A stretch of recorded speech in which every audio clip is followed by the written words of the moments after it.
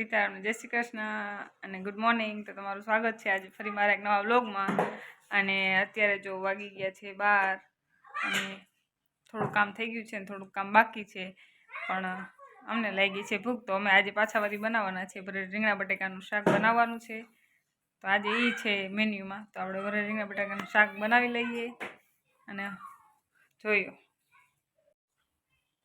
Mummy કરવા માંડ્યા હે તૈયારી બધી।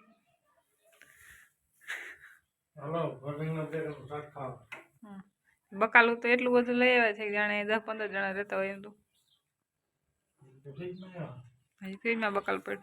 આજનો ઓપ્શન છે આ રીંગણા બટેકા છે, પછી સાંજે વળી કદાચ આ ઓપ્શનમાં આવશે, પછી પાછું બપોરે વળી વટાણા છે હજી ઓપ્શનમાં, પછી ટમેટા છે ઓપ્શનમાં, આજે લીલા મરચાં, લાલ મરચાં, લીલું લસણ, ધાણા ભાજી, લીંબુ, માંડવીના બી ને બધું ભેગું કરીને બેઠા છે।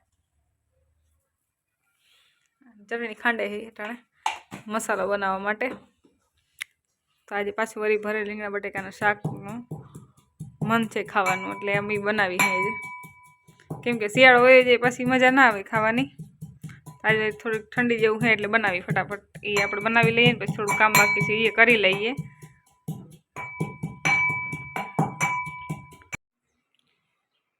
તો આપણે શાક ને રોટલી પાપડ ને બધું થઈ ગયું છે તૈયાર, અને હવે અમે બેસી જઈએ જમવા। આપણું શાક બની ગયું છે, આજ થોડુંક તેલ ઓછું દેખાય છે પણ મસ્ત બન્યું છે। તો ચાલો જમી લઈએ, આપણે 1 વાગી ગયો છે।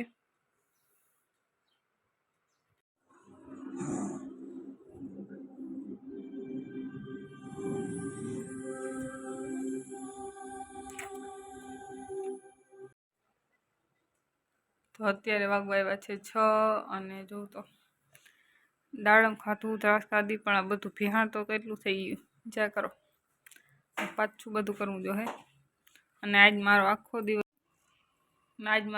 દિવસ વિડીયો એડિટિંગ કરવામાં જ વયો ગયો, એટલે આપણે જેટલું સહેલું લાગે એટલું સહેલું ન હોય, આપણે એમાં કેટલું બધું કરવું પડે, વ્લોગ બનાવવો, પછી શોર્ટ્સ બનાવવો, રીલ બનાવવો, પોસ્ટ કરો, એટલે એમાં ઘણી માથાકૂટ હોય બધી, પણ એ કરવું થોડું અઘરું છે। પણ આપણે એમ લાગે કે કોઈના વિડીયો સારા આવતો હોય તો આપણે એમ થાય કેવા મસ્ત મસ્ત વિડીયો છે એના બધા, પણ એ પાછળ બિચારાએ કેટલી મહેનત કરી હોય એ ખબર ન હોય, પણ થોડુંક અઘરું છે એમ કે હું આજ સવારની મારા 2-3 વ્લોગ એડિટ કરવાના બાકી હતા, તો સવારની કરતી હતી, અત્યારે 6 વાગી ગયા, ખાલી બપોરે જમ્યું થોડું કામ કર્યું એટલું જ।